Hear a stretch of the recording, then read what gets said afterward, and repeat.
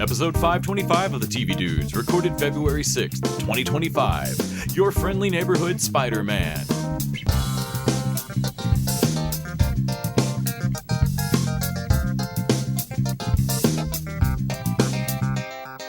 This week, we check out the latest Disney Plus Marvel series. It sounds like Disney and Marvel. I guess it is Disney Plus Marvel. Your friendly neighborhood Spider-Man. And we see if our friendly web slinger can overcome our general dislike of CG animation. Will it be a sling and a miss? Like swing and a miss? No, I got it. And web slinger. Because it's Spider-Man. I got it. It works on several levels, is what I'm saying. I'm Les. And I'm Nick. You know what? If you just said web swinger to start with this, you wouldn't have fucked me on this. This is on you. And we're the TV Dudes. We're the TV Dudes. Not anymore. I'm out. No, that's at the end. I'm giving you gold over here. Well, you know Arachnid Animation isn't everything we watched. Let's head over to the diaries. The Diaries of the Television Dudes. Brought to you by only the finest cocaine wine. Oh, yeah. What did we watch? It was in Spiderman. Little Murray Spiderman. And any animation, I did watch a little bit more What If. Like, man, this last season of What If, it's the last one, right? Yes. So it's been more sporadic, but I gotta say that I'm like, no, this is What If should... The What If experiment, basically. I'm actually sad to I don't know why we're ending this. We could just do this forever. Yeah. But this is exactly what Ifs are supposed to be, right? Just constant little What if cute... Darcy married Howard the Duck? Yeah. I liked the Western. That was cute. Yeah, I need to watch that one. I don't even know if that one even the fantasy Avengers they did before, that was part of there was a reason why they were in the past or whatnot. It was a reality thing. They don't even give a reason for the Wild Wild West. No, why are all these characters living hundreds of years before? Yeah, because Universe 298 or whatever. But also I haven't finished it, but I do love that our Uatu the Watcher is being watched, and those watchers that are watching the Watcher do not like how that Watcher's watching. So they're gonna be putting him on trial for we're watching a Watcher go on trial from Watchers. It's just the dream is collapsing. Yes. And I also love that they at a certain point they lay down his crimes. So you did you intervened for the Riri Williams Riri Williams on Earth, blah blah blah, or one died 7/6, and okay, yeah, I did that, but hear me out on this. I needed to do, and what about the little kid on Western World or whatever, Jun Young, and okay, but he was on a train, and okay, and what is this? Oh, some woman with that says Madison with a Y. Oh, okay, well, hear me out. Even the Watcher goes okay, maybe I just really like her. I'm not, because the other people were they were important to the fabric of the okay, so maybe I just really like Madison with a Y. Okay, sue me, all right? Madison with a Y is awesome. We all just fell in love. I don't know what to tell you. But I love that that's are we talking about the straight up 616? Is that how Madison got back from wherever the fuck she was? I guess so. That the Watcher is basically had her back. I need to go back and watch. So it was a little scary, but then fun, and then really scary again, but in a fun way. Yeah, I've not finished out the newest season. I need to watch the end of the Watcher's trial. See if it all comes out in the watch. And then I made a guy with a goat head, and only took 3 drops on my blood, and I'm back here. I think everything's fine. That seems fine. I also watched the latest episode of Harley Quinn, and it was the Brainiac episode.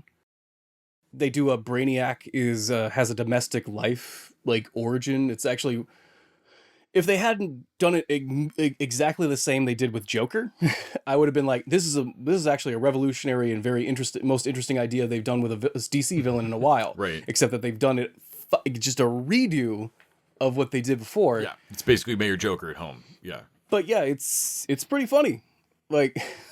About I told you before, have you ever wondered how Brainiac would masturbate? Well, honey, would you like to transfer files with me? We transferred files last night. Well, I'm told you should transfer files to at least 2.3 times a week in a healthy marriage.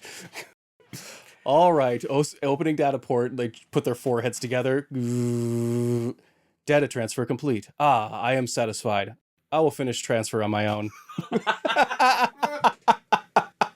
And I'm like, God damn it, this is funny. Like, just the problem with Harley Quinn overall is that moment by moment, episode by episode, it is funny as it ever was. Right. But there's a macro problem of it not holding together thematically like it used to. Right. Like, honestly, their Brainiac jokes sound like that Nathan Pyle Strange Planet cartoon. Yes. The latest episode of Rogue Heroes was I think it was our episode of realizing that, like, no, we're fully out of love with this. I don't like the format change this season. It, like you pointed, it's not Tulsa King egregious. Right. But it's not as well done as Arcane's later bit as far as turning into a clip, by necessity for budget reasons, turning into a clip show of itself. Mm-hmm.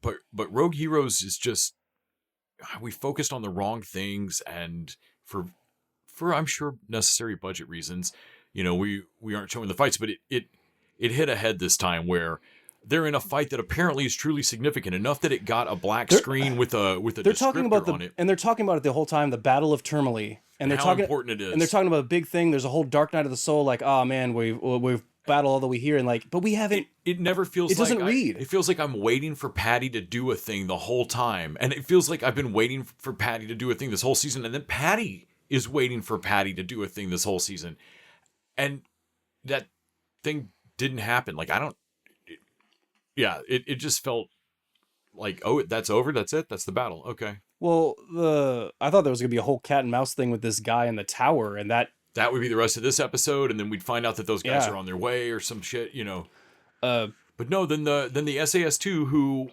I don't know what we're supposed to think of those guys. Are they joke or 2 SAS? But they just show up and save the day, and it's over. Like boom, boom. Yeah. Bazooka. Done. And they try and make another point about them washing their uniforms.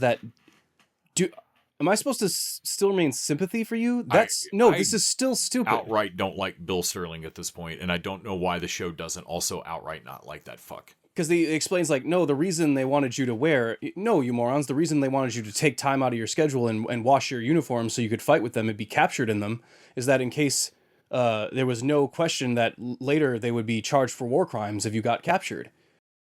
So there was no equivocal. I can tell you from the future that that's not going to be a problem. Yeah. We don't have to extra seed war crimes into this. Yeah, I mean, I know you haven't run into one yet, but trust me, there's a couple camps out there that are going to be, yeah. But also Patty's point back, I'm sorry, is the one that should end the debate. Yeah. This laundromat, that family wouldn't be dead in a trite the war only fucking storyline. Reason we were there, right, was to wash our stupid uniforms, and guess what? We won. Right. None of us got captured in these fucking dumb uniforms. Right. So now I'm going to go change back into comfortable clothes and move about my... This was all pointless. This whole season should have been about Patty disobeying Bill's orders every time. Yeah. And it working because the Germans know logic and they don't know... it. What do they do in the Marvel universe with, like, is it Deadpool? There's always a handful of characters that get a drunken master thing going where Taskmaster can't figure out what they're going to do because they're just insane. Because Deadpool, I think usually. Yeah, Deadpool is the one he can't beat. Like, I can't get a read on him. Right. Then that should be Patty against the Germans. There's a whole new character in this season that gets captured, and like we see him basically go off to get executed. But this episode, only because my favorite guy in season 1 got shot by a plane. Yeah, man, if that was him this episode, I would have cared. I feel like this mustache dude is a spare mustache dude we had when my real mustache dude got killed. And honestly, the idea of that story it works. Of like, oh, you're the first guy we've ever captured, so I'm gonna stopgap this order for a day just so I can talk to you. Right. Also, I like the German being like, so hey, I mean, I know what team I'm on. I'll be killed if I don't do this, but this is a fucked up order. This is a fucked up order we got. This is a fucked up order. And so I bought you an extra day. That's all I could without do. Getting anybody hurt, myself hurt or killed, or my guys hurt or killed. You're still gonna die. But I bought you a day. I broke out the good port. I got you the best meal I got in a war zone. Yeah, it's an unfair pill you got to swallow, but I put some sugar on it. Right, so But also, fuck that Nazi. You should burn that house down and kill all of them. absolutely burn that house down. Like, oh, When thank you. he like takes the cigar and put like, I don't care if it's dignified. You're gonna take me out screaming like a bitch. Yeah. Well, I also like the SAS have this reputation as a like madness, as if it's a higher logic of the universe. Right. Like, well, the world, they've seen enough war. They're all just shell shocked, and they believe, like, I have seen proof there is no God and the world is chaos.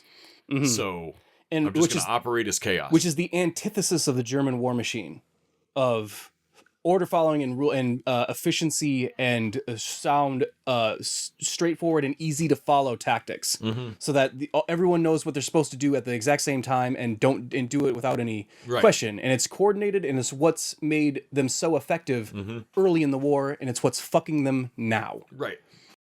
The Germans are the Russian chess computer, and the SAS are the guys that are making moves that don't make sense and confusing it. Right. And I just feel like we don't see that this season. And that's a great idea that isn't being sold. And I don't care if it's how history went down or not. This show also opens with a, hey, so most of this stuff happened, but this is not a history lesson, so don't take it as such. And that, I harp on this all the time, but like, it's the bitch about true stories. At some point, I'm going to wish that you had done something a little more narratively effective and less true. Yeah. Well, I mean, also, keeping on the military track, what's actually been surprising us consistently is Going Dutch. Yes. Having the opposite of like, wow, this is just fucking solid sitcom work. They do something every episode that is a class, like, where I'm like, fuck, that's a great sitcom joke, and I can't believe I haven't seen it done quite like that before. In this one, they start out doing a war game, which of course they supply laundry and cheese, so that's what they're going to supply in the war game. And it's basically like a guy trying to beat the stopwatch, running 2 bags of laundry over to a truck after Danny Pudi is an agent of chaos in the episode. But then when the drone flies over, and the whole rest of the episode turns into a Nazi hunt, right? Yes, yeah. And the bit they do with the daughter, they go into an army surplus store that's supposed to, or it's got a little museum or whatever. Yeah, that a bunch of World War II shit. A pistol patent used. Fucking like walking around pistol. This is walking around pistol. Like he used another thing as his presentation, but like this is walking around gun. And that's great. Then they go like, but she has to go to the bathroom real bad. Yeah. And I can't believe I haven't ever seen this before. As she's like pee-pee dance dying trying to find the bathroom, she finds a door with a key in it, but you're at like a store/museum, so a key in the washroom is not entirely insane. No, like she opens it and goes in, and it's all Nazi regalia with a photo of the proprietor, same birthmark. Yeah, like it's like, oh well, maybe he's just a collector, right. And then you see the picture. I'm like, no. But she's still like knees together, looking at the photo, of like, oh shit, he's a real Nazi. Oh no, and then I'm still gonna pee. But and they just leave it there. A couple of minutes later in the episode, when they confront him on it, she yells, "And I peed all over your Nazi stuff." Whoa! What? And I don't know why I found it like I've never seen anybody do that. Of like a character discovers something truly important to the plot, right? While they have to go to the bathroom, or while they're about to vomit, or while they have to do something that has a imminent human need that supersedes it. Like right. Like you just found all the evidence that ties up this movie and finds out who the killer is, but you were trying to find a place to puke. And so you didn't mean to throw up on the evidence, but here, if you rinse this off carefully, like that I've never been more proud of you in this moment. Dude, speaking of throwing up on evidence, our boy Hokey Pokey on the Rookie. Yes. The Rookie had a pretty good episode this week as far as keeping up with it. It actually was. Okay, yeah. I realize that's a low bar, but for the Rookie, this was a solid episode. It was still paced really weird. It was paced really weird. We lost track of Hokey Pokey there. Or Howdy Doody? Howdy Doody, whatever the fuck. What do we call him? And I cannot for the life of me remember what his real name is. Oh, no one cares what his real name is. Rickroll. Who cares? But they've been doing this thing about whether or not he's a pathological liar or what, and Chen goes and investigates his high school, and like all good liars, all his stories are 70% true. I didn't actually know that girl. Right. But it happened at my high school. She was a senior in my freshman year. Right. So, like, it's a story he's close enough to tell convincingly. Right, but he's augmented it to be maximum sympathy. And what he says, like, his response about it can be true, but you don't know whether to trust or not. His response is like, look, it's a compulsive thing that I did to get myself out of trouble, and I'm working on it. I hadn't, it's something that I have been better about. But then I threw up in a goddamn crime scene on my first day. Yeah. and I panicked. And so you fall back, when you're stressed, you fall back in bad habits. Yeah, that makes sense. But also, cool, man, you can't be a cop. Yeah, because at a certain point, they have to like, dude, I have to believe what you say even when Chen's not there. Right. The public has to be able to believe what you say. And she immediately brings it up of like, eventually you will be questioned on the stand. And you are gonna nuke a case over and over, right? On stuff that's not the problem is on things that don't matter, right? Because you're because you can't help it, yeah, right. You can't help but get your facts wrong. But she can't. We lose track of him for most of the episode, and then it's slick and kind of makes him villainous because I think he's being fucking manipulative. He leverages his cancer maybe diagnosis. I think he's fake. I think he had cancer at one point, right? But has been clear for a minute and is using that as a right. Either way, like this feels like a rip from the headlines. The writers saw the Elizabeth Finch documentary or knew Finch. Yes. There's a very good chance that a bunch of these writers, at least, there's no way it's not a couple of degrees of separation. And man, Tim brings up a thing too of like, well, technically, like if he's not lying on because he's like, did he lie on casework? It was all his lies. No, personal? He hasn't actually broken on. Yeah, and I like Chen's like, as he wrote down on a form incorrectly. No, he hasn't broken a law. He hasn't perjured himself. Because all his lies are personal shit to make people like him more. Right. And I like that Chen's like, nah, but I just got to go with my gut. He needs to be balanced. And I like that he compared it to Smitty, and that made us have a really deep conversation about the difference between Smitty and him. Right. Because Smitty is also like, man, you can't, like, what are you going to tell me? You believe everything Smitty says? That he didn't actually run in the Olympics, man. Right. Like, and I'm like, yeah, but also maybe Smitty shouldn't be a cop. But, also, yeah, let's put a pin in that. But also, like, yeah, what? And I was like, oh, that's interesting. I never thought about it before. Why do we get more mad at the Grey's Anatomy chick of the worlds of people that lie about grief and sympathy rather than braggadocio or like trying to make themselves like bigger, like the Trump lies? Yeah. Like, why does Trump not have the thing of it like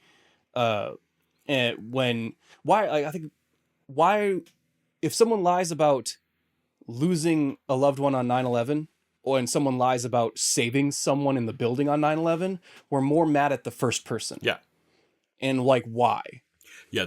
And I think you had a great thing that I've never thought of before. If we treat it as a transaction, one requires you to like admire someone, which doesn't take as much investment. You can admire someone you don't know. People I admire can be objects. Yeah. On a pedestal. Right. They don't like, but the other one, sympathy asks me to see you as a human and connect with you. Yeah. And I'd never thought about that before. And I think that's an interesting treatise on the human condition, of that sympathy is categorically and like measurably is worth more than admiration. In that, handshake, like a handshake requires that you not have the sword in your hand. Like, so it like, makes you vulnerable to reach out. That in that transaction is vulnerability. And if I'm then chumped, like it's one thing to feel chumped when I didn't put in on it. Yeah. Like if I'm standing in a casino, I didn't bet in and I find out it's rigged. Okay. You guys suck. Yeah. But you didn't take my money.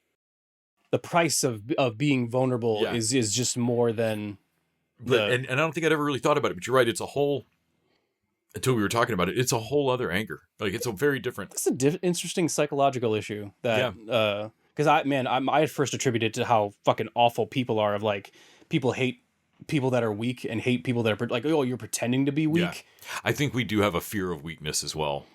Yeah, that probably takes a part in it, but I know I like the idea of the cost different. Yeah. Yeah. But Anyway, speaking of intimacy costing you something, I watched Laid, and You got the segues this week.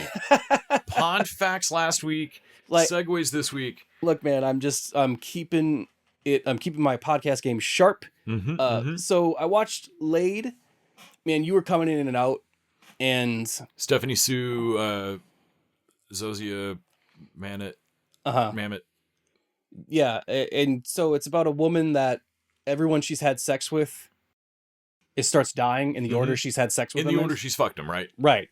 And so, yeah, that's a pretty funny premise. She's got to track down her exes and try and save them. I did see the scene where she walked into the police station and has to say her body count. Yeah. And There's like 30 people on here. Like the female cop in the 13. room just speaks up of like, hey, so that's a absolutely healthy count for a 30-year-old woman. And like, thank you. And also 30? Also thank 30. Bless you. Bless you. Yeah. I like Stephanie Sue. I like Stephanie Sue in general. But you'd said that they may have overclocked how evil sex addict she is. Well, man, they don't even call her a sex addict, but she has a problem. Well, Like, when I understand there's going to be a gray area between you thinking this is happening and you knowing it's happening. But at some point, she has let's at least call it a deadly STD. she fucks her friend's boyfriend while after that is a possibility. Right. And she doesn't believe it yet, but also, hey, you have an extra incentive not to fuck your friend's boyfriend. Right. Like, Right. Like, one of these things should be a disqualifier. You had two. And you still did it. right. And, like, she finds the love of her life with this guy, and she doesn't want to hurt him. So, like, she goes... She has her, like, break glass emergency fuck So buddy, right? one guy, and only one guy has survived. He's a loophole sex thing. Don't know why. I think it's about... She basically actually repented with him. And as far as the logic I'm seeing of it, she reconciled with him as far as his frustration with her. That seemed, I'm like, oh, I think that's what did it. That's the only... Cool. So hopefully the new thing she's doing doesn't hurt him again. Because I think that's going to reset that clock then. And I'm like, you don't know, and she doesn't know the rules, and like... She doesn't know the rules. She doesn't that's know the main That's problem. what's driving me crazy, and... so she goes to have sex with him, and like her friend calls her on it later, like, man, did you ever consider just not having sex with anyone? Because the reason she did that was because the guy met her in the rain and was like, I don't care, I'll wait for you, or whatever. Like, you will? And like, it gets her so horny that she goes... She has to go jump She someone got else. to go fuck somebody else, because she can't not fuck somebody. Right. Get a Hitachi wand or something. Like, Jesus oh my Christ. God, take care of it. Like, Right. Kill a battery. man, her therapist at some point is just like, she tells her about it like way late into the series and is like, wait, I'm sorry, there's a death board? Last week when we talked about your dad and the letter that you almost sent him and whatnot, like, but you didn't quite have a feeling, what was the body count at last week? I don't know, like 17? Oh my God. Okay, so here is a termination of care letter. I think we can both acknowledge you need help, but I don't think I'm the one that can provide it. Okay, so now that you're not my patient anymore, I can legally say whatever I want to you. Holy shit. That's great. Yeah, I like it. It doesn't resolve almost anything other than the main friend relationship, which is the most important. But also, by the end of it, there's a fake out of how we think we know why she's cursed. Some, like, woman cursed her because one of her exes, like, got drunk in a bar where there was a witch at, and we think that's the reason, but apparently her dad shows up at the end and says, like, no, this happened to me too. And so, like, that, so I'm like, oh, I still don't know the rule set by the time 8 episodes, and I think it's over. Like, yeah, I don't know if they got a season 2. so it's 8 episodes, and I still don't know what the rules are, or how it works, or like it's weird to go through a whole season without understanding the function of the basic premise. I just find it odd. Other than that, I watched Landman, which on the heels of you watching it, which I think we both just realized that, like, okay, this is a fun show and everything, and Billy Bob's killing it, but Taylor Sheridan cannot write a woman. No, it's a series of women. There's like at least 3, 4 just can't do that it. aren't well written. Just can't do it. And I think I would prefer his normal method of like Linus or something where I'm like, man, just write them as dudes. Like, just pretend they don't have tits, man. Like, because you don't seem to be particularly great at this. Because definitely the solution is just to not have women in your stories anymore. That's Right. definitely not the solution. But yeah, what'd you watch? Well, I was going to ask first. In Laid, does she meet a guy who everybody he fucks is healed? What's it? In Laid, does she meet a guy that's her actual opposite? No. Okay, so the British has 2 seasons that are 6 episodes Okay. each, but they're each 30 minutes, and it looks like it might go further plot wise. So they might have plans for more of that.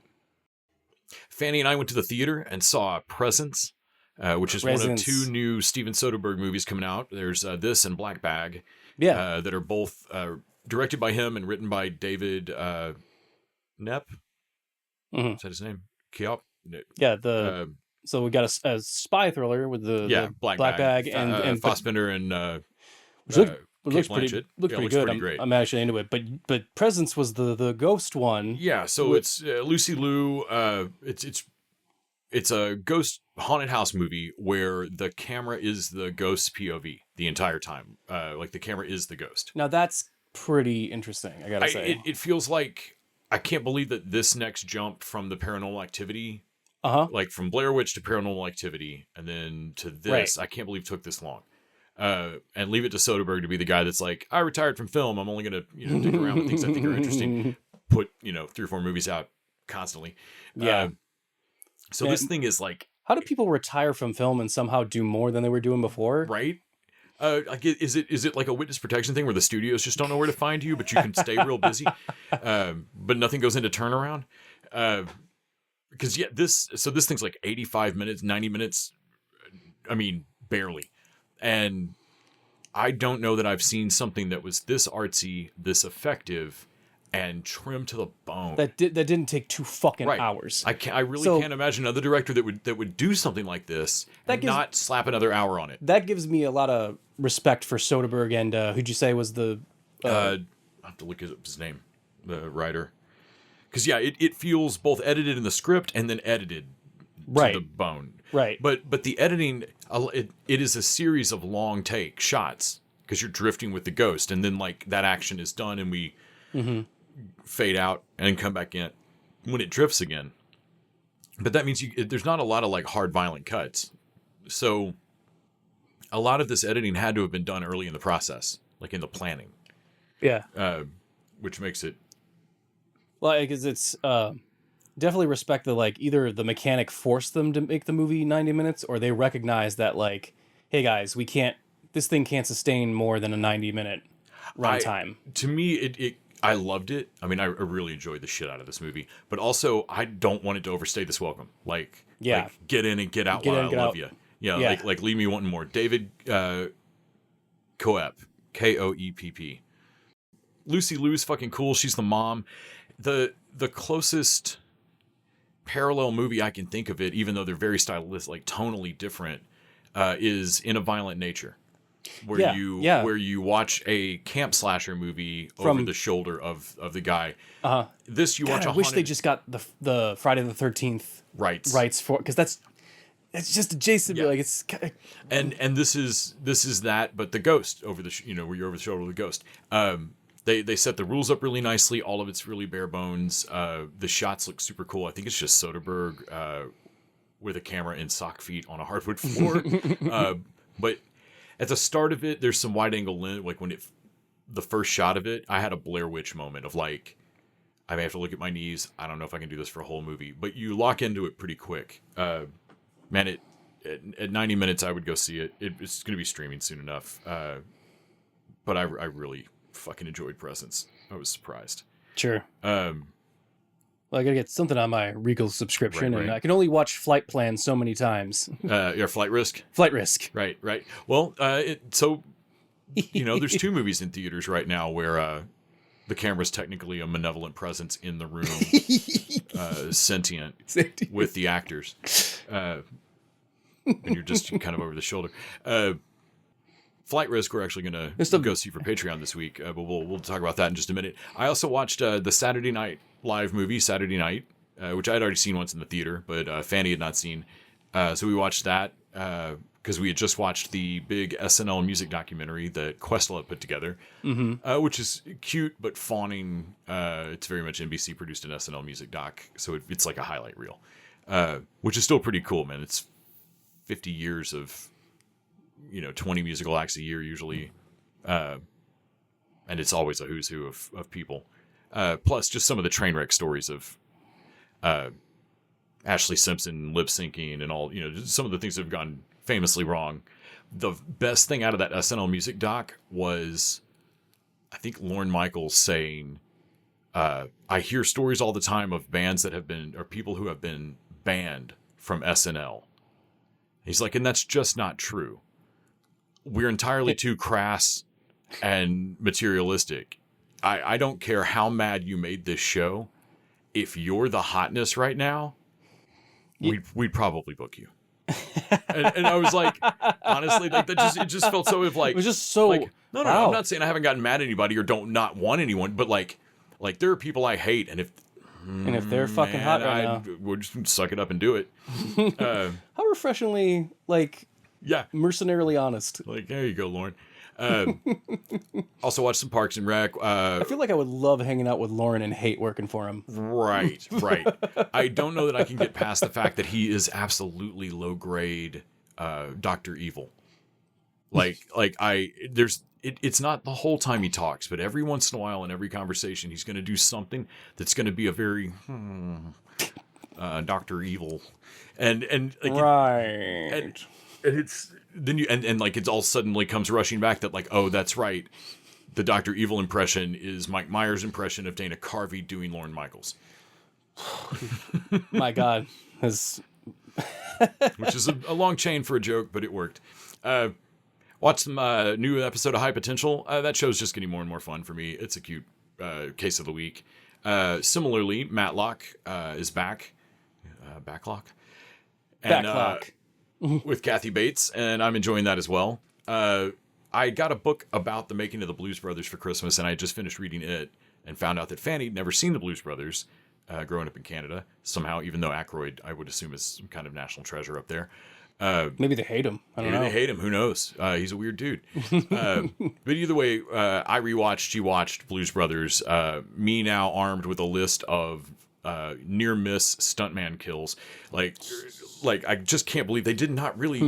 One of the two major injuries on that set total was John Belushi throwing his back out, piling furniture in front of the doors in the last scene when they're getting the thing stamped. Well, I bet you if it was a stuntman, he wouldn't have fucking thrown his back out. Probably not. Those are just professionals. Oh yeah, well, and he was seriously the way that bears are drugged when you see him at the circus.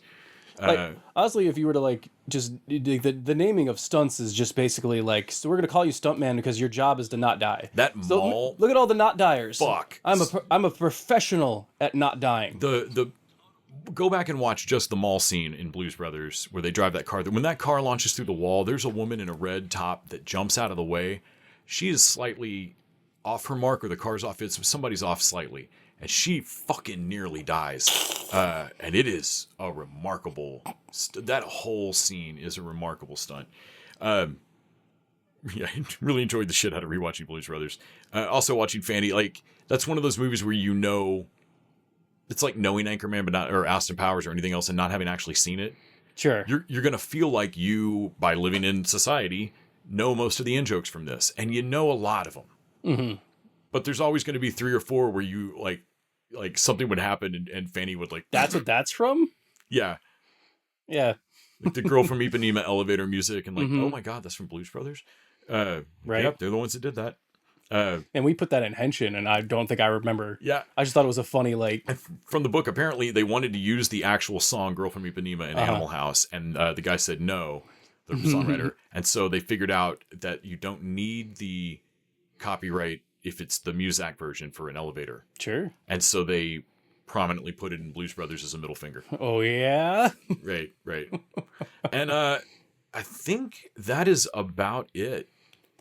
Other than, do we want to talk about Paradise Lost? Did you have one more thing that was on your list? Well, I think it was an interesting thing of the time, because I think Paradise is very prescient to our times. Like, sometimes I definitely feel like, man, this was written and made before Trump won again. Mm-hmm. Like, 'cause some of this doesn't really run.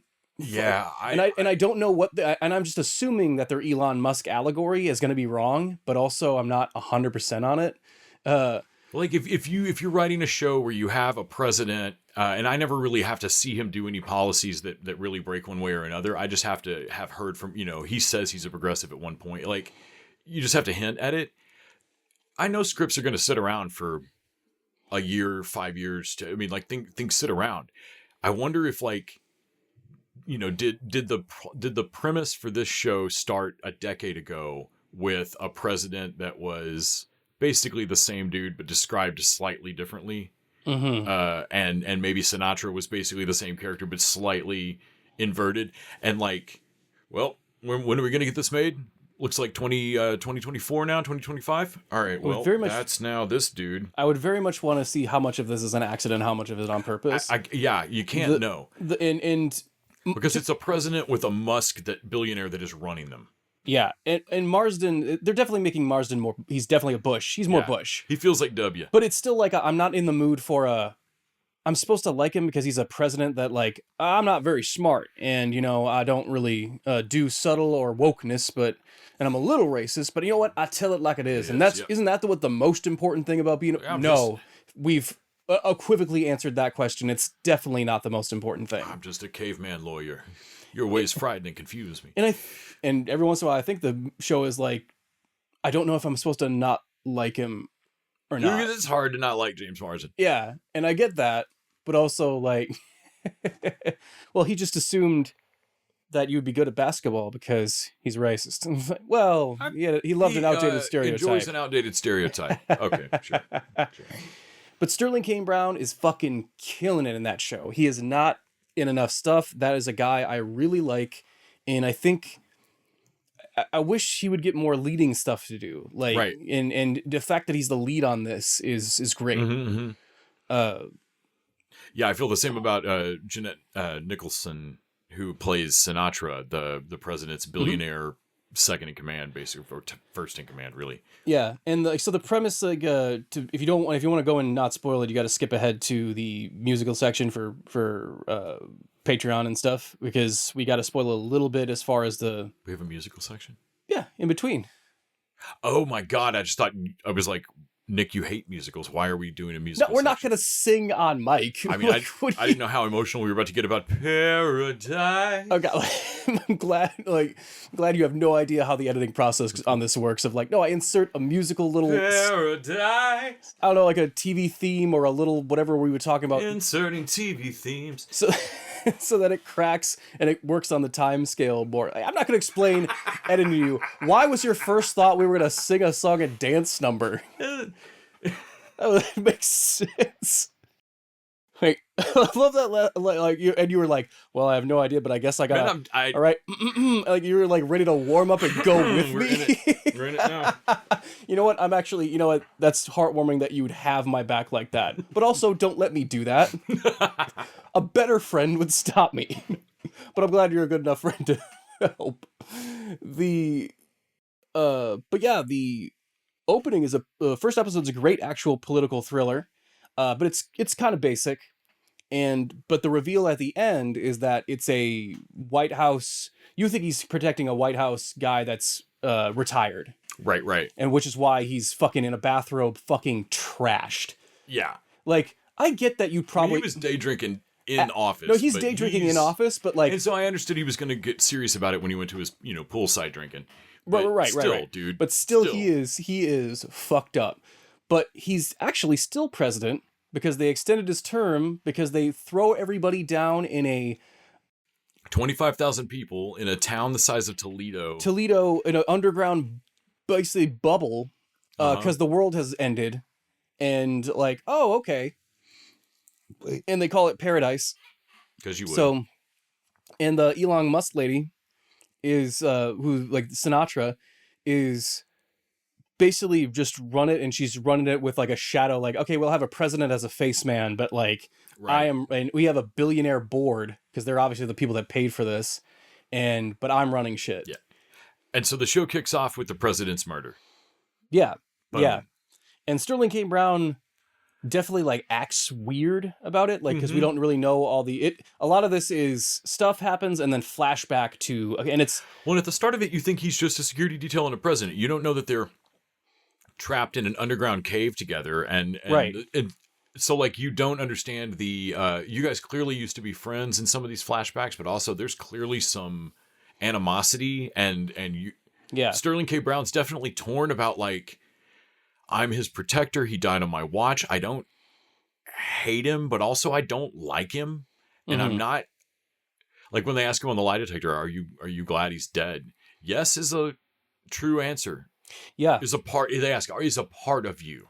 Yeah. Happy that he's dead. Happy that he's dead. And like, yeah. And it's so that the therapist can give him some cover. That's pretty great. Yeah. Sarah Shahi from Person of Interest and a bunch of other things. But I know her from Person of Interest. But I know her from that. God damn it.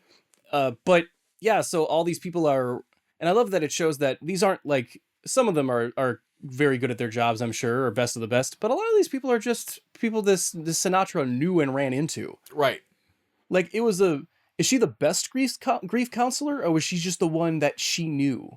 No, and I would bet that it is more that Sarah Shahi from there, I can't remember what her character's name is, but that the therapist, that then picked people that can do the skills great. Like you do need those skills, but you don't necessarily need the best person in the world. That person might actually be incredibly difficult to work with. What you really need is a person with the best. Where does it top out? Where the X's match up? The best skill set for the person that you can. She picked people. The grief counselor lady. She said she picked people, and that she picked him because he was the only person that would do the right thing no matter what. Which intimates that all the other people are the best they are at their job, while still be the type of person that will just do what you tell them and not push back. Right. And then the wild card of as many of their spouses as. I would wonder if the spouses that didn't quite make it on the plane weren't picked for like, okay, so we like you. She's a wild card. He's a wild card. Your kid we don't know about. Well, especially if my theory proves right, which I don't think it is now, but. Well, we know that at the very least, whatever happened, it's not as bad outside as they're saying. Well, it almost can't be nuclear then. Because they, again, more spoilers, but like every episode reveals another thing about. Bit more. And the most recent one we watched shows that they sent people up there, and they can breathe without masks. Yeah. Like, and not like if it was nuclear, their face should melt off. Right. It has not been long enough. And so they also they sent 4 people up there, and then they sent a 5th person up there to kill all 4 of them. But when you sent that 5th person up there with no mask, you already knew he'd be okay to finish the mission. Yeah. Which means they've never... I mean, unless they're just counting on like, well, if he dies, then they're going to die too. But you can't count on that. Because they send him up without... Like, he just has a breathing mask. Yeah. Like, that's it. That's not good enough. Like, no. What do they think is wrong up there? Well, they're vague about what happened, but like... we see the ruins of a city or whatever. And I'm like, okay, I guess something happened. Right. But also I'm like, did that happen to the whole world? I think Denver or some, whatever Colorado city they're nearest is fucking gone. Boulder or something's gone. Yeah. They show just empty city. I know dick about geography. And yeah, they're in Colorado. Like they're in Colorado. That's all I know. Maybe Colorado Springs is gone. Well, that's why it's all fucking snowing and it's underneath a mountain and whatnot. But I was like, man, if you were to run a thing where you need to get everyone underneath this bunker, and like, okay, but if a natural disaster did happen, there'd be no way to get everyone here in time. Like, I would definitely have one of the reveals be, oh, she did this before the world went wrong. Right. It's similar but different, but like same way that we were like, well, how would Fallout time this to plan it? And then they had the coverage of like, This seems like a lot of money to invest for a maybe. Oh, no, we're going to make it happen. Yeah, and I don't know if I have enough faith in this show that it's going to have that I don't baller of know. a fucking... I don't know. That was fucking crazy. But I get the feeling that, like, yeah, the Sinatra lady is basically like, yeah, we could live on the surface, but that would mean all of you could leave and build a society that I don't directly control, and that is no. Yeah. I'm enjoying the fuck out of the show. We watched like 4 episodes of it last night. Well, the guy they send up there is Billy, and I thought the back and forth on his character, which is like... Well, it looks for a little while in the first few episodes that he's going to definitely be like a horrible, horrible villain. And you and I were like, they may have overshot on their casting here because I can't not like this guy. He is unbelievably... He's so fucking charming. But no, they knew what they were doing. They're like, it's the back and forth is supposed to happen. Right. And you're supposed to like really question him and yet believe him at the end. And he a little bit has a similar character problem as Anthony Mackie in Twisted Metal, of like, he's a kid that's grew into the kind of adult that you would have here to do your really fucked up shit. And you can make him do it because you can dangle normal life in front of him that he didn't have on the outside in a way that you can't with all these other people. Yeah. All these other people are like, this place sucks compared to my old life. And he's not Billy. Nope. I love living in the amusement park. No, what do I got to do to stay here, boss? He's got skin in the game. Right. Like, which shows that like he really Not anymore. He really loves Sterling K. Brown and that family. Like he was willing to like put it all on the line. Like, Yep.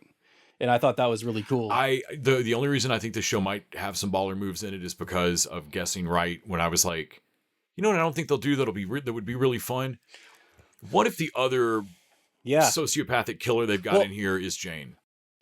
Just a monster. Just a fucking monster. He told her to send the biggest motherfucker she had, and I'm it. Baby, it's me. Yeah.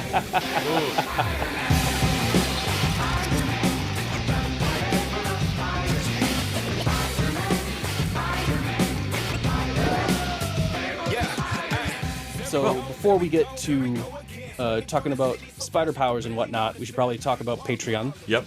Patreon.com/TVDudes, where you can throw down $1 an episode, or just sign up for free and comment and chat. Tell us where we got things wrong. Tell us where we got things right. That would be nice. And get bonus content every single week. Yeah. This week, we are going to go see Flight Risk, where Mark Wahlberg y'all need a pilot. has shaved off most of his hair to make room for Topher Grace. In a very small airplane. This is definitely going to make my fucking palms sweat. And yeah, hopefully is good. I do notice in the trailer they are not expressly saying Mel Gibson directed it. They're just naming Mel Gibson movies that you like. Yeah, from the creator of... Wait, who created that movie? You love Braveheart. Braveheart's good, right? You like Braveheart. Don't worry about it. Don't worry about it. Honestly, Don't worry about it. We're back to Hollywood where if you do something bad, you actually got to go behind the camera for a minute. Right. Well, and Trump's about, I think, to make Gibson part of his Hollywood dream team of facemen, like Gibson, John Voight, and Ted Nugent's not from Hollywood, but I'm sure they'll find a Nugent stand-in. Mm-hmm. But yeah, Flight Risk. Yeah. That only costs $1 a week, man. So come and check out what we said about that and all of our back catalog of Patreons. Right. So many things. Also, hey, $20 and you can show run. $20 you can do what John Paul did last week, and we'll do again here pretty soon. Show us the way home. We've got another one. Show us your way home. Why did that sound dirty when I said it? It sounded so dirty, man. Hey, show me your way home. All right. Les, show me your way home. No. Show it to me. Show me the dollward way. All right.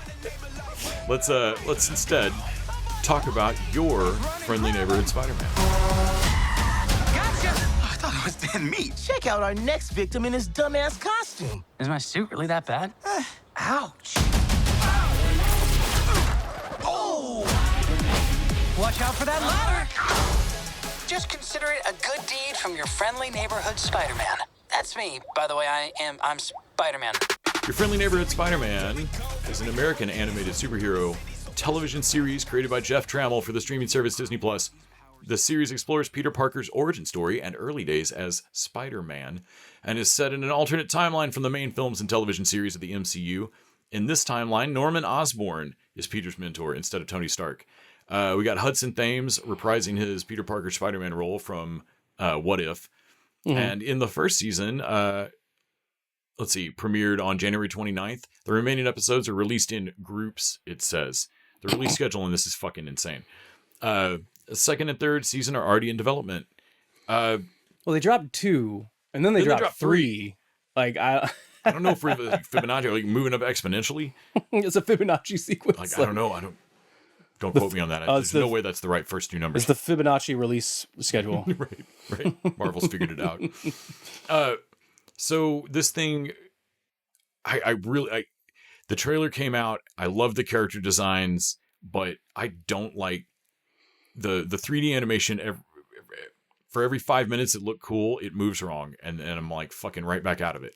And so I was really worried about this show. Also, it takes place in an alternate timeline. They don't do the origin. I understand there's a comic that fills in the little bit that they skip. But man, that first episode is the world's smallest time jump. Yeah, it's not like they skip over the origin completely. They show how the spider bit him, which is the weirdest way I've ever fucking seen. Right. Strange comes out of a portal with fighting a symbiote Kraven, I want to say. And all I could think was the Miles Morales rules of what universe did that spider come from, and why doesn't that universe have a spider? And now I'm like, oh shit, does that universe not have a spider person? Like, damn. But and then they skip forward to him not being Spider-Man with the full suit, him still working with the other suit. And so it's like I bet you this made more sense when it was originally the original MCU timeline. And they were going to explore hey, what happened before Tony grabbed him? Right. What was he fighting in before? And we're going to talk more about the animation. I'm going to complain about it endlessly, while also somewhat praising it, because goddamn, I love these character designs. The suit having pneumatic, like he's got 2 tanks on his back because he can carry them. Honestly, with the new suit, I miss the pneumatic tubes. On the new suit, they even go to the trouble though of having the little diamonds where the webs come out at his wrist, and then also they've got what I assume are going to jump off at some point and be spider tracers. Yeah, spider tracers, and they're little bitty spiders. And like every time he rolls his hand over in the animation, they're there. Right. There is an attention to detail that I do really enjoy. That is probably easier on CG. It is definitely a very interesting stylistic choice as far as the art style is just the Ditko Spider-Man, which is interesting when they make new villains versus the old classic designs of villains. Was it Burnout? Is that what or whatever the Butane? Yeah, that dude is both a new guy. Like, I don't know him from the comics or anything, but also still looked fucking cool. Yeah, and so it's like but it's got this slapping theme song that is a remix of the original '60s Spider-Man with, and I think that's the idea they're trying to go with. Like, okay, so it has the style and like the heart of a '60s Spider-Man story, but we're modernizing it with the MCU style stuff. And I think that's what they're going for. But I like that. And I like the fact that it goes into comic book panels every once in a while. Oh man, me too. Like man, I should show you some. I haven't skipped the theme song once in 5 episodes. I should show you some videos of Ultimate Spider-Man, the video game. They do a very similar thing with that game where they take the style of the Ultimate Spider-Man, the Bendis run of it, and use comic book panels during the whole. Like, sometimes your mission things come up in comic book panels while you're playing, and it has a very interesting look like that. But the animation, like you were saying, it's a little bit above What If. And most of that I think is more than What If, and I think that's a lot of just to do with the art style, but also it has a little more. For me, it's a lot of the character design stuff. But honestly, when it gets to the fighting, I was like, oh, I think I like What If's fights better. I can see that. The fights are okay. Yeah, they're fine. They don't bug me that much. Right.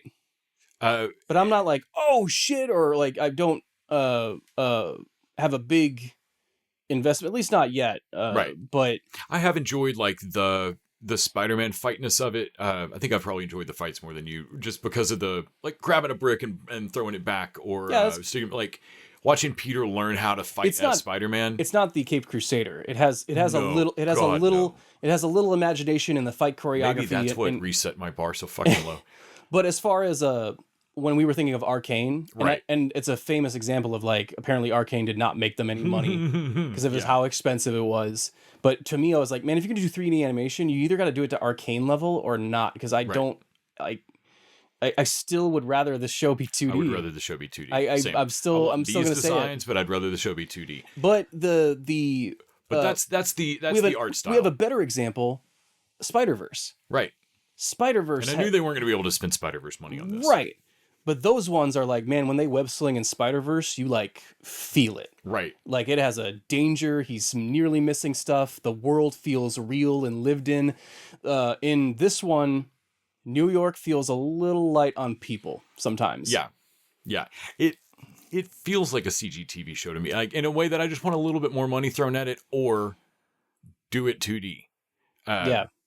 But like that's the art style. I think the more they draw, like the more I watch in a row, the more kind of into it I got, and the easier it flowed for me. Where it didn't. I'm noticing it, but it's not making my brain scream. They're doing some great CG stuff. every Like you time said, it happens. The still frames will look really good. Mm-hmm. But then people will kind of pan and scan a little bit weird, like slide. When Lincoln was going into the 110th Street gang, which is still too long of a name for a gang, I'm still going to say that like the Scorpions have you beat on presentation, like marketing. But so two people get off a couch and they get off the couch weird. Yeah. Because getting off a couch is a complex. You don't understand how many moving parts of a body have to go. And you realize at a certain point that the reason the cost cutting on 3D is how many parts of a person move. How are they rigged? Yeah. Right. When they're just walking down the street and there's a close up, Nico and some of the females' characters, their hair bounces. Mm-hmm. But as soon as it comes into a mid shot or they're doing anything more complex, their hair is stiff and doesn't bounce anymore. Yeah. Like the cost cutting is how many things can move on a person at one time. There was a fun shot that I think is a thing that you would probably do in 3D or in CG, maybe that you wouldn't do in 2D. They're coming out of the school, and a kid slides down between Peter and Nico and the camera, like slides down the banister, and blurs between them. Mm-hmm. And it's it's just a whee, and this kid just goes like between them and cuts the shot. And it's a silly fun shot, but like I'm watching it going, huh? I don't think I've ever seen that in 2D or CG. I've never seen that on either show.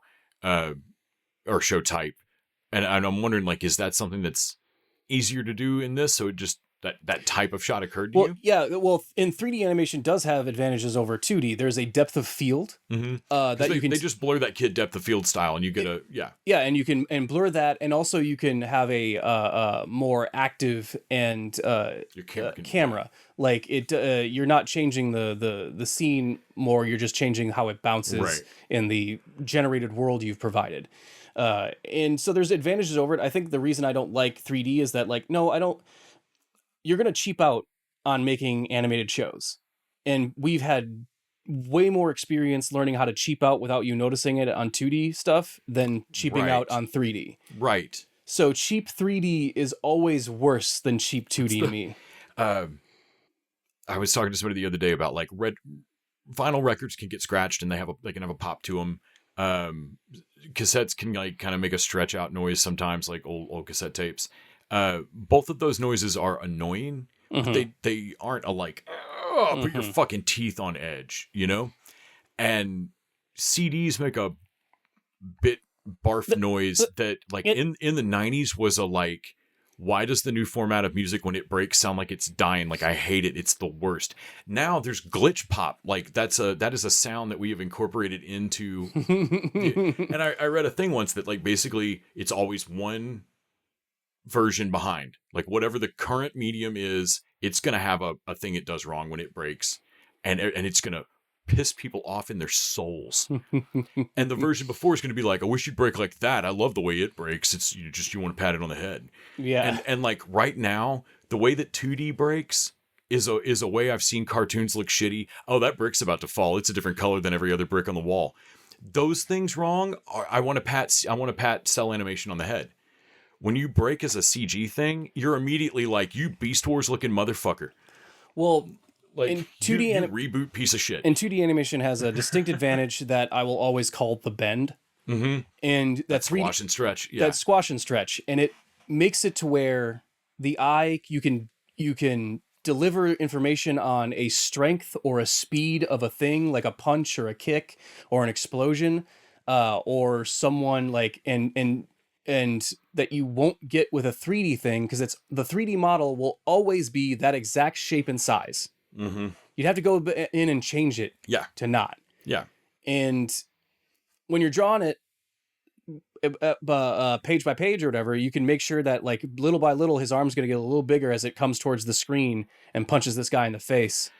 I noticed things on the Spider-Man cartoon that I know are technically like correcter than maybe, because like exactly what you're talking about, like that foreshortening that 2D artists are doing, like they're making sure cell by cell it happens, but not exactly accurate.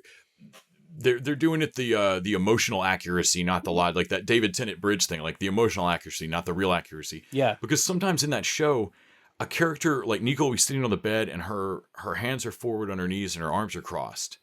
And I know realistically her arms should be slightly foreshortened because her hands are moved. And I can tell they are because that's a 3D model that has been flattened. And I realize that's extra information that's technically more accurate, but it actually makes her look wrong. I want her, because it's flattened, because of the rest of the style, I want her arms to feel like they go straight down and just maybe get a little smaller towards them. I can't explain the difference, but the computer's doing it righter and yet wronger at the same time. Yeah. And so that is the hurdle the show has to overcome. And luckily enough, the writing... It fucking did. The writing on it is so good. Oh my God, I love this show. I'm sorry for the folks that didn't make it through all of that. I love this show. Sorry. Like, that got into a very technical, like, 3D, 2D animation thing, but, like, that was the only real sticking point I had with the show. Other than out of the way. I'm not sure how much I love the Tombstone storyline, but... Yeah. But I do like the fact that they've made Norman Osborn the mentor, and one, have made him black so that his hair makes sense. Oh my God, his hair looks perfect. And honestly, like, oh shit, so no more white or Norman Osborns ever. Like, no. Obviously, we've been fucking up this entire time. No, this is a Nick Fury level permanent change to the MCU. Absolutely. This is what we do from going forward. I'm right? Like, we're all on the same page on this. Absolutely. Like, so whatever happens in Fantastic Four when they collapse timelines, this is the Norman Osborn. And we pretend we were always doing this. Right. Absolutely. Love it. Also love Harry, man. He looks great, and I like the vibe they're giving off of him. Well, man, when he has him under the arm in the still or whatever, and like, because he's like Harry's the damsel in distress. The Norman Osborn and how they're using the Sokovia Accords, I like that it definitely feels like this was an MCU show at a certain point before it got rewritten to be a slightly alternate timeline. Yeah, this was supposed to be in canon with the rest of the MCU, but then they figured out that doesn't let them play around in the established Spider-Man villains from the comics in a way that they want to. Yeah. To do a weekly cartoon. Yeah, they've only established like Vulture and Mysterio. I would imagine it was probably more that like Marvel realizing, well, in a movie you're going to establish one villain at a time, but you're telling this show's probably going to establish 15 villains. There's not enough villains that we've already introduced to do anything with. And if we're not careful, this show is going to, if we make it our timeline, this show is going to introduce everyone, and then we can never do an origin movie for any of them. You'll be beholden to this show. Right. And so instead we get a way alt universe. Doctor Strange is operating, Captain America's operating, Iron Man's out there, the Avengers we see a shot of Ant-Man, it looks like grabbing and Bucky, and like because the whole airport fight, the Sokovia fight happens without Spidey. Yeah. Which is great. I love that like that's a wild card that happened in a variant, like in our universe, but not most universes. Yeah, I kind of don't like I wonder how that affected differently. I kind of don't like the intimation that, Spider-Man's presence didn't matter in the Sokovia fight. No, I think it made it go different. I at least in my head canon, we haven't seen a real. It doesn't sound like it went different went that different, but I'm gonna head canon that it went different. Right. Because Spidey made a difference there. Well, I mean, it should go different because then he was on the Tony Stark side, so Cap should have gotten better out of that. But I don't know. The Norman Osborn wanting a newer, fresher hero team. At first, I thought he was recognizing himself that like I shouldn't have the arrogance of Actually knew thinking, what Stark did. because like I'm like, oh, why isn't he just putting on the Iron Patriot Right. suit? Like that would be like, oh no, he wants a newer, younger generation so that like a more responsible and like he says heroes that aren't one gamma incident away from fucking wiping Johannesburg off the map, Or who don't level a country trying to contain an AI they invented. fucking made. Yeah. And he makes a really good argument, but then later it kind of becomes more like, oh, especially when he brings Harry on and he kind of like you can tell that he's just my fucking son. Mm-hmm. I love him, but like, God, why did he turn out like that? And I was like, oh, and I'm like, I was like, why am I surprised? They always do this, and the reason they always do this is because it fucking works. Yep. Is that like, he's trying to look for his fucking son. Yeah. He wants a Peter is the son Norman Osborn It's probably fucking all wants. monarchies. Like the guy who the Genghis Khan doesn't want a weak kid who grew up in the castle. Yes. No, my kid grew up in court. He's fucking useless. Yeah. I need a kid who grew up on the battlefield. I need a scrapper. I need a poor kid from fucking Queens. Yeah, and so he's looking for the younger him, which is even like. I also love in this show, Peter's got an internship at Oscorp alongside Amadeus Cho. Other people that I'm sure if I looked their names up, I would know. But Amadeus Cho, and I love how arrogant they're playing him. He's fucking great. I love Amadeus Cho. Oh yeah, but get ready to have your minds blown, baby. Like, welcome to the future. Brought to you by Amadeus Cho. An Amadeus Cho production. It's fucking great. But I love that the internship even makes sense of that this is all technically a ruse, except that these kids really are smart, so they're going to use Osborn's going to use them. But I like that Osborn just put this internship together to figure out who Spider-Man is. He narrowed it down to 4 people, offered them all scholarships, and then kept them there all night. The web fluid is I like that it was the web fluid that thought like, no, that is a new technology. That is insane. I don't know how he does the rest of it. Like, and he's like, okay, that is a genius level engineering trick. Right. Like that. And that's the clue that like, okay, I don't know who in the city got bit by a thing, but there's only a handful of people that could have invented cold, something like that out of the blue that I've never even heard about the research on. And if they don't work for me, I know them. Yeah. If they don't work for me already. Like I know, I got them on my radar. Right. So it must be a younger person that isn't in the workforce yet. Yeah, because otherwise I'd at least be watching them. So like he grabs like the fucking 4 smartest kids in New York, basically. One of them is a fucking exchange fucking student from like Wakanda, which is pretty cool. Who's the other one? Like it's Amadeus Cho, Wakanda girl, and then there was another woman that I don't remember her name. And of course, the show doesn't just like flip the Osborns to being black. We also get Dr. Connors. I think it's a woman this time. What's her name? Like it's not Kurt. It's I didn't catch what her first name is. Is it Katarina Connors or something like that? But she's Caroline missing an arm, Connors. and so like you know where this is going. Well, I mean, yeah. And I'm wondering, like, is that going to make anything different as far as her being a female? Like, I don't think you even need to like just fucking have her lose the arm and have it be a tragic story like it always is. Right. I don't think it really needs a update or whatever. But they bring in Otto Octavius as this like weapons supplier. Not unlike the Tinkerer in the actual Spider-Man movies. And he looks exactly like his like 60s fucking suit and glasses, to the point of like they have those little blue stars or whatever is in his glasses, which like the weird fucking Ditko reflection in his glasses. Which it's Hugh Dancy that's Otto. Oh man, okay. Yeah, Hannibal. Yes, I'll always think of him. Yes, but and it's one of those things in a still frame you never think about it. Like, oh, okay, that's how the light's reflecting. No, he moves around the room. He moves around and it moves. I'm like, what is the light source for this? Wait, are those his eyes under there? I don't know. Wait, why are they moving? It was like a thing, like a design choice you've never like. Oh wait, if this all moves, I don't think those make sense. But I love that you kept them, and. Yeah, Osborn is invested in like, hey, I want to help you. I want to help you be the best hero you can be. And I like that he has a give and take immediately of he wants Spider-Man to be, you know, like, well, why do you got to be a Spider-Man? It's so niche. So he gives him like suits that like don't even have a spider motif. Like he's got like this thing that looks like the Beetle suit or Tick that has like a flyer jetpack Do you thing. think I'm Thor? Because I look at this and just all it says is you are not worthy. Yeah, and the cape's not a great idea. Oh my god, that's amazing. the- Are those to help me get down? Oh. Like just the Incredibles, like no capes. But Jean Foucault is the other person. She's Finesse in the comics. Taskmaster's daughter in the comics. That might be a fun reveal later. But yeah, also Nico is his best friend at school. Bringing some runaways over. Yeah, and he's pining after Pearl, which I don't think is from the comics, but I could be wrong.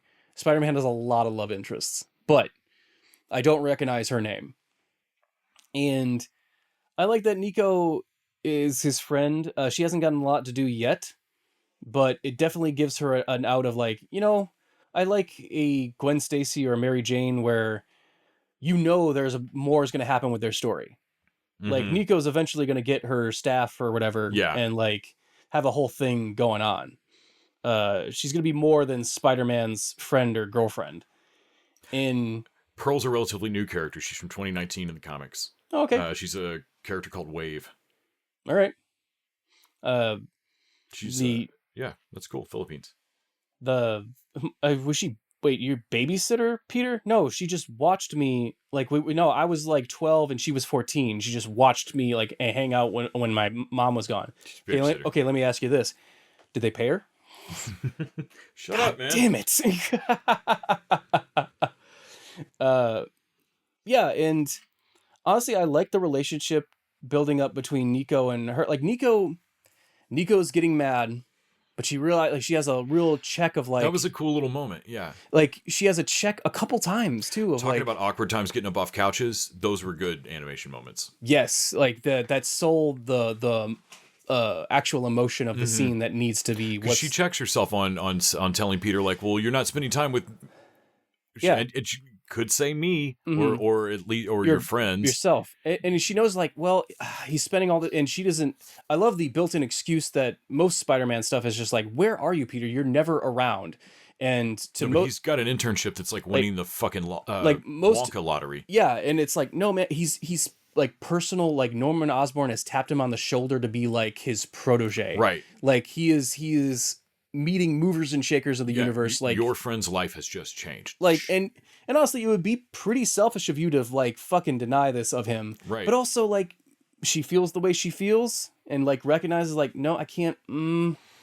But also in that the movie marathon later, he invites Harry.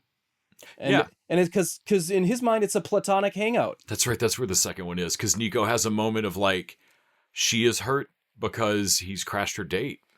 Yeah, but she checks herself. She checks herself. Like she did not make it clear that it's a date. And he's like, no, I can't be mad about this. I mean, I am, but I can't. I shouldn't be. Right. Because take this anger. Realize that you need to tell Peter something. Then. Like, yeah, because I didn't communicate to Peter that this was supposed to be a just us intimacy thing, like date. Like this was supposed to be a friend hangout, and obviously, like that precludes he has a new friend and fuck like that he knows that I just geeked out about and follow on Instagram. So wouldn't it be? I think it's probably cool to meet Nico. Harry. Like if this show was really good, it would like probably go with Nico of like, so you've always had Peter to yourself because Peter's always been kind of a loser, right? And so you've never had to actually communicate your feelings because you've had basically a boyfriend. Right. He's just been assumptively on the hook without the commitment of it. Like you've been. Like not being a dick about it, but like you've been having the benefit of a real special friend and all to yourself. Right. And I'm sure that's for a young girl too. That's a special like, hey, I have a guy that we don't have a lot of close relationships. We're together. We're two peas in a pod. And now he's meeting people and he's having friends and like people that legitimately like a lot of them are not trying to use him for anything. Those interns people are like are pretty cool. Dr. Connors is really helping him. Right. Lincoln, like Lonnie Lincoln, really likes him. Like it's not. To me, one of the neatest things that the show has done is absolutely pointedly not do the jocks are assholes trope. Jocks are excited about sports, which Peter doesn't know anything about, but they're just people that are excited about things. Yeah, and like Lonnie's not an asshole. Yeah, and honestly, I was for a certain First, I thought Lonnie was. for a certain amount of time, and this could just be my whole like, man, I'm not used to male affection of I any really kind. think it's the sad state of platonic male relationships on So television. maybe that just says more about me. But I'm like, why does Lonnie want to fuck Peter? I was like, oh no, no, Lonnie wait just- a minute. Lonnie's just sad that Peter's busy, and like Lonnie doesn't seem like the guy who should need any friends. But man, Yeah, I'm just human. I want friends. Well, we learn more about Lonnie of like Yeah, he that's all likes well- I he do likes like that. being the guy that is liked, Right. and and has money and has everything. Like Yeah. and his home life is not bad, but it's just poor. yeah. He's just poor. He likes to make people feel good, but he likes to be the reason Right, they're right. like, man, I'll gas you up, And Peter. that's being manipulated now. I still find the Lonnie's going to throw away his college scholarship for gangs because of his little brother. I have seen that trope storyline done. It's Better. Ghost Rider. It's but it's a Yeah. million other things too. Like I've seen it done so many times in the last 30 years that I was like, okay, this is really well done, but I'm tired of this story. Yeah. Well, I mean, I would say that it's not quite as well done either. It's a little fast, and also, The one thing they've done absolutely wrong for me is forcing the Tombstone name. it doesn't make any sense. No. I would It actually struck me like in like sci-fi in like sci-fi shows where they have a little kid and inevitably they're like, it's like that fairy tale or story you read or whatever, and then they'll force some adage to fit, you know? yeah. What would had From have of like the From had the Croganockle, Cranbernockle or whatever dumb thing that was like, just say Jabberwock, you asshole. Teacup had the wasp in the teacup, but there Yeah. was one just recently that had another one too. But yeah, I would have been like, man, why isn't his name Tombstone? Because that's the dance he does at a fucking end zone, or like, or that's just his nickname of like, man, he's so like he fucking ended that game. Like, once you know he's on the field, that's basically the team's tombstone. Like, Right. like that, like Buries something. him in the end zone. Yeah. Yeah. That, so like, you know, like, oh man, he hit Gargan so hard, you basically call him Gravedigger. Okay, Gargan's still alive, so right. like, he didn't really. and also he just tackled him. He didn't really like, he didn't fuck him up or anything. Just he's like, like they're taking me like, what a badass thing he did. I'm like, I mean, he tackled a guy with a knife. Like, just anyone could do that. Like, Also, though, I could have just let him keep running. Would have solved your problem. yes, and I think. I know that's too dark for this show to do, but like. Well, also, I think it leads to Lonnie, even though he doesn't like this gang, he wants to live up to his team element of it. I almost wanted to see one of those hesitation moments there where Lonnie, like, this would solve my problem, but that would be monstrous. Yeah. Now, he doesn't have to hesitate at all. He doesn't really do that. He goes, like, yo, Big Don. Like, Mm-hmm. I do like the Scorpions being a gang. Right. And, like, man, more... It should like a lot of like I would like to see a video game or another property where Spider-Man is just fighting gangs and their leaders are the animal totems or whatever. Like, oh, this is the Scorpions. Like, these are the sharks. These are the rhinos. These are the jets. You're not an animal. What? These are the marsupials. Their leader's kangaroo. Don't make us bring out Wombat. The I've heard about that, Rue Boys. Yeah. I really enjoy the lore aspect of it, of you know, bringing in characters and teasing those out. I think the relationships are smart. I like he has a seeming to be a growing gallery of people support teams like Harry, a lot of stuff that could just be great story generators, like the lab techs and assistant, like just confidence of introducing a shit ton of characters because you know, like, well, eventually we'll get to them. Right. Like, don't stress it. It strikes a great balance of classic designs, classic things I want to see from Spider-Man. It feels like I'm getting to watch a 50s classic Spider-Man, and yet it's all twisted around alt universe.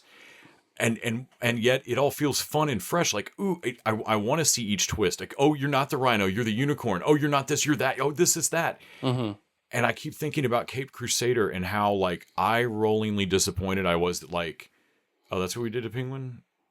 Oh, Penguin's a woman. Okay, that's what we did to Harley? Okay. Okay. All right, well, that's okay. Like, I felt so just let down by all the Cape Crusader stuff. And here, every time they do something, I'm like, that's the most fun anything's ever been. Like, this show's, it's got my number enough that I'm overlooking something I genuinely don't like in shows, which is that CG thing. So what I think what works for me the most, though, is all these things are really helping it along. But I think the core of it is the fact that they really get the emotional arcs of characters. Like, there's a great conversation between May and Peter before he gets the bite. Like, we need to communicate who Peter was before he gets the bite. Right.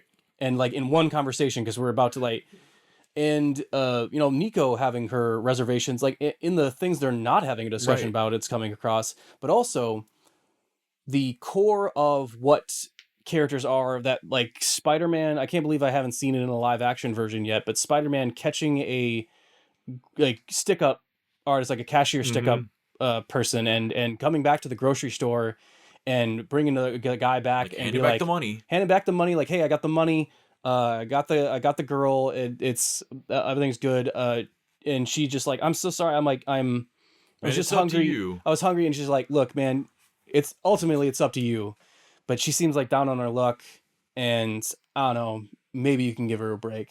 I don't think she'll do it again. The guy's like, I don't know about that, but and I like the idea.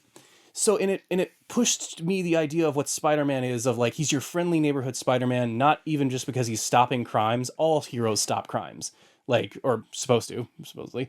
But he's a person in the situation. But he's a person, and also like that cashier guy, he sees like, well, normally I would not have faith in humanity. I'm a New Yorker, and say like, fuck that girl. But seeing use out here doing like, and because Spider-Man is out there doing it selfless, like having an example, right? Providing an example that it works, giving a person an excuse to like, well, okay, that allows me permission to like maybe let her go this time. Well, like we were talking about, if Sokovia Accords were real, like if we were really in this world, the idea that like that's all anybody on the street's talking about. Everybody's got their side. That's all anybody's talking about. And I was thinking about it when later on he's in his new Spider-Man suit, which is thankfully fireproof.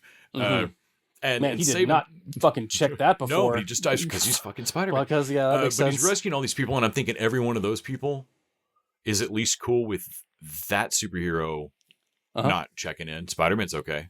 Yeah. No, man, I've met Spider-Man. He's all right. Well, yeah, because he saved me, and not only did he save me, he helped me like process my fucking relationship while on the swing ride. Like he got my daughter's balloon back. Right. Like you talked about like getting the characters and getting the characters.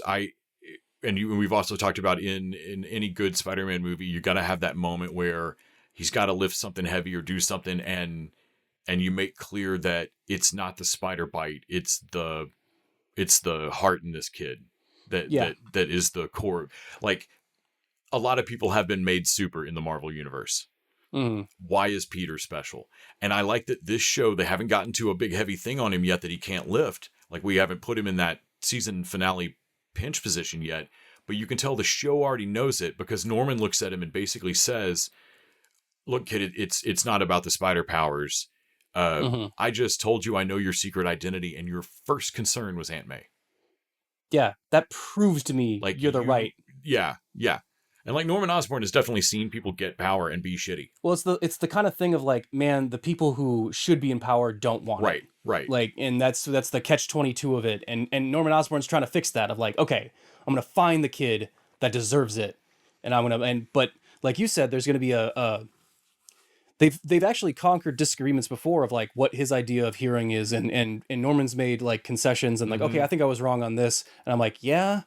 But also, there's going to come to a point where you fundamentally disagree on the morality of second chances, or the responsibility. It'll come down to responsibility on who's responsible for the well-being of a random citizen versus the justice system. Right. Because if Spider-Man sees a building go on fire, like that car chase happens in that building, and he goes to the building. Well, the cops were chasing the criminals. He didn't join in that chase. He turned around and rescued the people from the fire. Yeah. And that's what needed to be done. Because in him, like, no, the criminals can get away. The primary thing is Yeah. and man, he's fighting the unicorn, and Well, I was about to say. and yeah. and man, they do it a couple times in other things too, but like he's clocking the entire fight. He's clocking all the civilians and making sure that they're all getting away and getting a thing in. Unicorn uses them against him at one point, and then they're all out, and Spider-Man just like catches her fist, and it's like, okay, so now it's on. Right. Like now you have my full attention.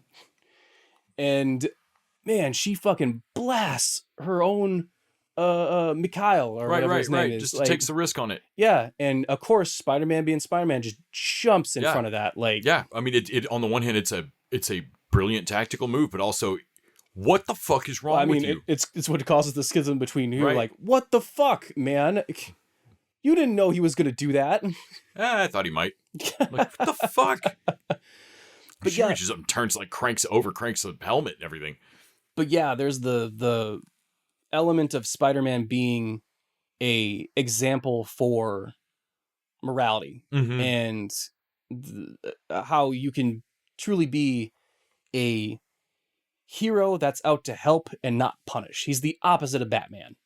He is Yeah. not out to stop crime in any way or whatever. Like if your crime isn't hurting anyone, he probably won't like fucking chase you down. Well, like, he let Mikhail, whatever the other gang member that almost gets killed, he doesn't let him go, but like, Yeah.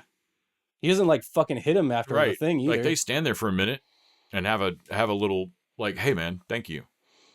Yeah. The idea of Batman as the spirit of vengeance, Spider-Man's the spirit of justice. Right. And I think that's where it comes down to the Sokovia Accords. Well, how it always comes down to like government oversight is like, cool. Well, the government eventually certain governments are run by people with different agendas. And like, especially now, like, man, sometimes the government's going to tell you to do a thing that your moral compass is going to fucked tell up. you that. I liked Harry's stance on like Captain America. No, he's all right. I mean, yeah, he broke a law, but it was for a friend. Mm-hmm. And like, yeah. And like, At yeah. some point, laws are on paper.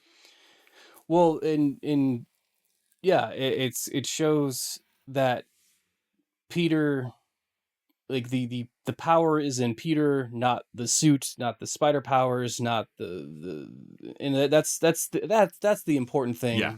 in any Spider-Man adaptation. Yeah, lots of people can have power. Lots of people can good people. The combination of him being Peter Parker with this power is how he's going to change the world. Mm-hmm. And I like that the show seems to get that really quick. I And don't know what the fuck they're doing. I could with just the be release schedule. really in the mood for a just straight up good guy, changing the world person by person by providing an example of empathy Right. and sympathy and New Yorkers of all people. Right. So here's our one candle in the darkness right now. Go watch. I don't have My Adventures with Superman on, so go watch your friendly neighborhood Spider-Man. Indeed. Well, that's probably going to web it up for us this week. Absolutely. Tune in next week when we discuss The Recruit Season 2 over on Netflix. And until next time, TV dudes, do whatever TV dudes. Taking off the mask, I know what you see. Know you want a neighbor like me.